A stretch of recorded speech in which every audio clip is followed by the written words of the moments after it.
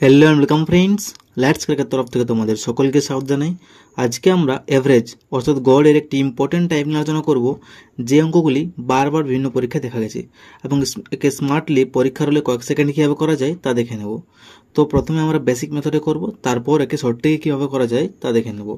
চলো শুরু করি। দেখো বলেছে 6টি সংখ্যার গড় 15, প্রতিটি সংখ্যার সাথে 3 যোগ করলে নতুন সংখ্যার গড় কত হবে, এটি আমাদের চেয়েছে।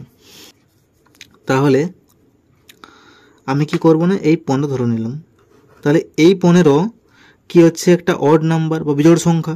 তাহলে আমি কি করব না, সংখ্যাগুলোকে জোড় ধরে নেব। 15 পরে আমরা 16 পাই, 16 পর জোড় ধরে নিলে 18 হলো, 18 পর হচ্ছে 20।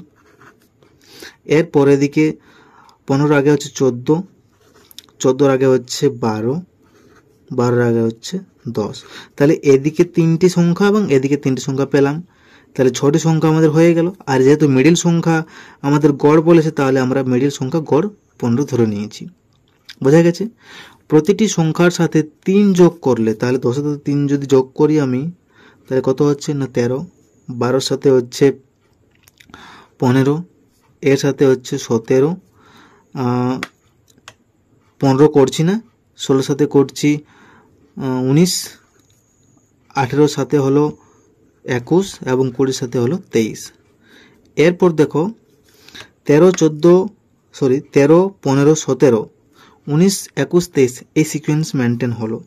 কিন্তু আমাদের কি বলেছে, 3 যোগ করার পর নতুন সংখ্যার গড় কত হবে।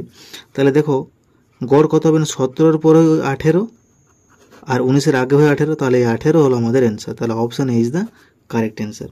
বোঝা গেছে? এটি হলো বেসিক মেথড এবং একে শর্ট থেকে কীভাবে করব দেখিনি।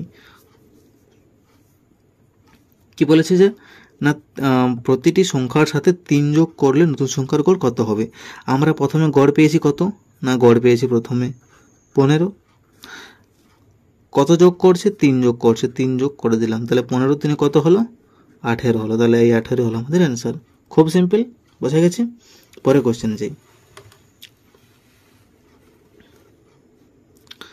7টি সংখ্যার গড় 12, প্রতিটি থেকে 4 বিয়োগ করার পর নতুন সংখ্যাগুলোর গড় কত হবে। তাহলে 7টি সংখ্যার গড় বলেছে 12, তাহলে 12 লিখলাম। তাহলে এদিকে 3টি সংখ্যা হবে, এদিকে 3টি সংখ্যা হবে, আর এটি নিয়ে হবে 7টি, 3 3 6 আর 7। তাহলে এখানে তো আর কোনো প্রবলেম থাকছে না। তাহলে এখানে হলো 13, 14, 15, কারণ 12 তো নিজেই একটা ইভেন নাম্বার, তাই না? তাহলে এখানে কোনো সমস্যা থাকছে না আর। তাহলে এখানে হলো 11, এখানে হচ্ছে 10, এখানে হচ্ছে 9। বলেছে প্রতিটি থেকে 4 বিয়োগ করার পর, তাহলে 9 থেকে 4 বিয়োগ করলে হচ্ছে কত হচ্ছে, যদি বিয়োগ করি তাহলে 5 হচ্ছে, এখানে হচ্ছে 6, এখানে হচ্ছে 7, এখানে হচ্ছে 8, এখানে হচ্ছে 9, এখানে হচ্ছে 10, এখানে হচ্ছে 11। তাহলে এই যে মিডিল সংখ্যা পেয়ে গেলাম, এটি আমাদের হচ্ছে গড়। তাহলে গড় কত হচ্ছে না, গড় হচ্ছে 8। এরপর শর্ট থেকে অ্যাপ্লাই করে দেখি।